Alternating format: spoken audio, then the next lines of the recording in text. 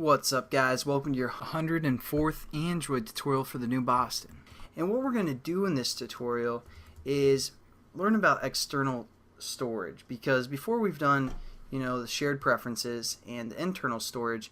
But let's say you guys have an app or a game that saves some data, and when they install the update, basically if we save the data internally or shared preferences, that memory is going to get erased. So what we can do is create external storage, such as like on the SD card, where when they update the game or whatever, they can still refer back to that file that we're saving on the SD card. So what we're going to do is we're going to create a class called external data, and we're also going to create a class called external data, or I'm sorry, a layout called external data. And all this layout is going to have is two text views for now, and the references of those text views are going to be TV can write and TV can read. Because this tutorial we're just going to see if we can access the external storage and see if we can write to it and if we can read to it. So within our class we set up a private text view variable called can write and can read. And basically private just means that this text view is only accessible to this class, and that's all that means for the most part. Set up our references and set our set content view, and we're just going to set up our can write dot set text to initially be false, and our can read dot set text to false as well. So if we get a false, we know we can't write or read, or something's not working within this tutorial, because we're initially let's not do that. We're going to save that there, but we're going to move it later. So if we start our application, we see the text views, we know nothing's happening. But we're eventually going to move this so we can see if it's working or not. And how we're going to do that is we're going to set up a string variable. We can again do private if you want, string, and we're going to say the state, because we're going to return the state value of our external data, like if we can access the SD card, if we can read the stuff on the SD card, or if we can write the stuff on the SD card, or both. So how we're going to do that is by the environment. We're going to get some stuff from the environment class, and we're going to get the state of the external storage. So we're going to set up the state variable to within our onCreate method to environment dot get external state, and that's just going to return a string for us. And what we're going to do now is just kind of check if we can read and write, or check what the state is equal to. So what we're going to do is we're going to say if state, and we can't compare strings like this, is equal to whatever. That's not going to work. To compare strings, again, we just have to hit dot equals. And now if it equals this object within here, then we know what kind of state it is. And there's three types of states. One, again, we have to refer to the environment class, so environment,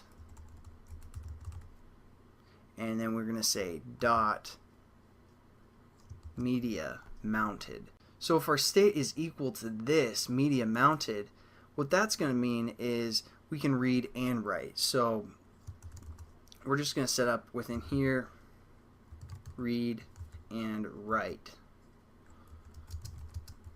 something like that. And now we're just going to change our text views.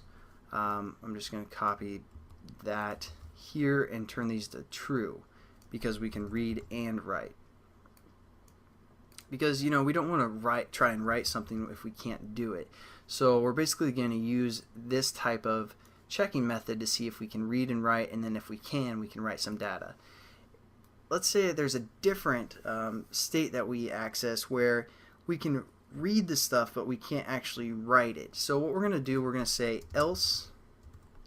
So if this statement's false, we're going to say, hey, is it this, else if, and we're going to say state, again, dot equals, and then within parentheses, environment dot media mounted read only. So that way we're going to be able to read the data, but we can't actually access it. So again, we're just going to leave a comment, read but can't write.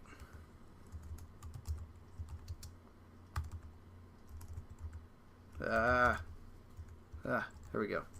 And so on this one, we're going to say, again, we're just going to copy and paste. Let's say we're going to say write is still going to be false, but read is going to be true. And then the last state, we're going to say else. So this last bracket is going to be our last resort. So it's going to say, hey, can we read and write? It's going to be like, yeah, true, true. If that's false, it's going to be like, hey, can we at least read it? And it's going to be like, yeah, you can read it. But if we can't, it's going to be like, all right, I got nothing for you. So this is our last little bracket here to set up some stuff. So we're just going to hit Control V and set both of our text to false. And now we're going to delete both these two set texts with above, because this way we can see if this whole thing isn't even working at all for the most part, because we'll still have those text views. So let's just run it and see what our emulator looks like when we run our application. And again, just quickly, what we did, so got it going from last tutorial. And what we did is we set up two text views, and basically we're getting, every time we access external data, we want to use this environment get external state, external storage state, and check if we can read and write. That's the main thing of this tutorial, is we're just getting the state and seeing if it's equal to media mounted. And then, you know, if we can't, we're going to see if we can at least read the data. And then if we just need to read data, you know, we want to make sure we can at least read it. And if we can't do either, we're going to kind of return a false value as well. So, and once we go down to our external data, you can see both of them are true, so we can read and write to our emulator.